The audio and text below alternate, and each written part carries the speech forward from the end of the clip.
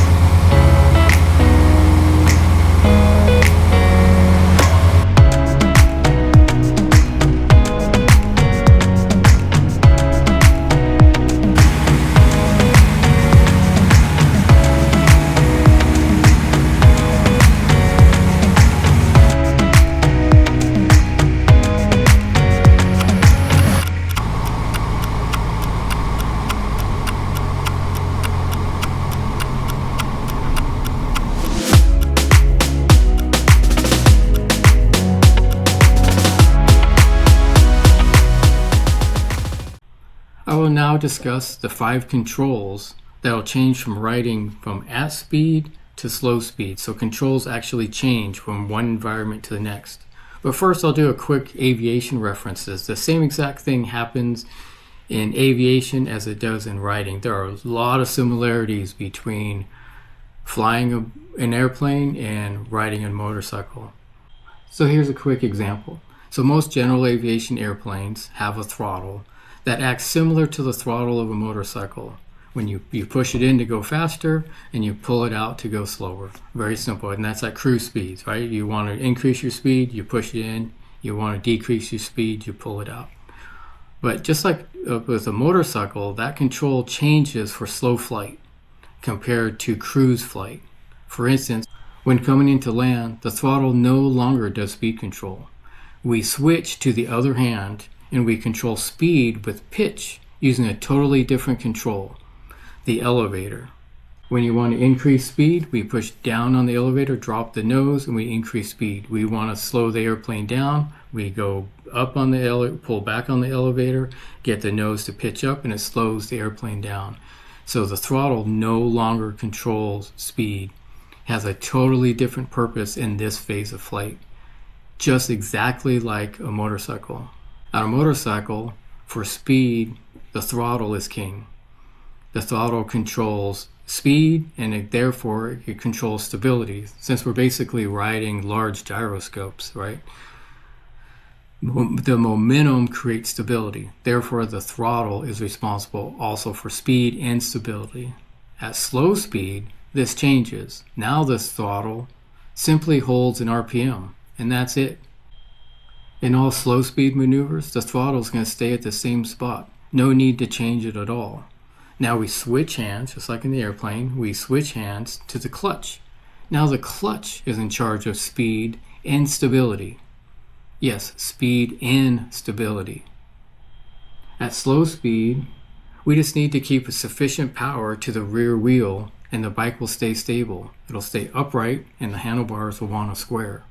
We'll talk more detail about both of the throttle and the clutch in a little bit, but there's still 5 other controls that change roles, not just these 2.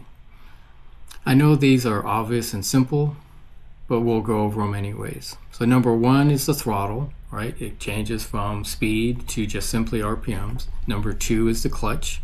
It goes from almost forgotten at speed. You might not even touch it for an hour. Almost forgotten to the main control when we go to slow speed. So that's those 2. Then we'll go to the brakes. At speed, the front brake is king. The front brake is going to do 80-90% of all of our braking at speed. At slow speed, the rear brake is what's going to take over. We're not going to want to touch the front brake at all. So braking totally changes when we go from at speed to slow speed.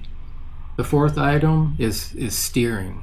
At speed, we're steering with lean and very small control inputs with the handlebars when we're at speed. At slow speed, although we will start leaning the bike, We're at slow speed, we can do full deflection. We would never turn the handlebars full deflection when we're at speed. But slow speed, we can go from lock to lock, right?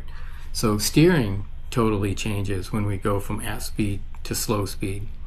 The fifth item is body position. And I'm not talking about like racing body position when you're crouching down and you're touching your knee on a track.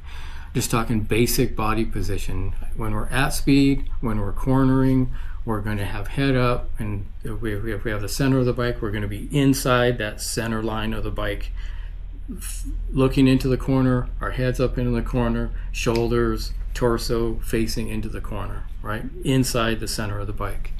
When we get to slow speed, it's going to be the opposite. We're going to counterbalance at slow speed. So we're going to lean the bike, but our body is going to stay perpendicular to the ground. So these are simple and obvious. So why do I bring them up? Because just like in aviation, when we're slowing the airplane and entering into like the airport environment, we need to make that transition in our mind to change to a slow speed setup mentality.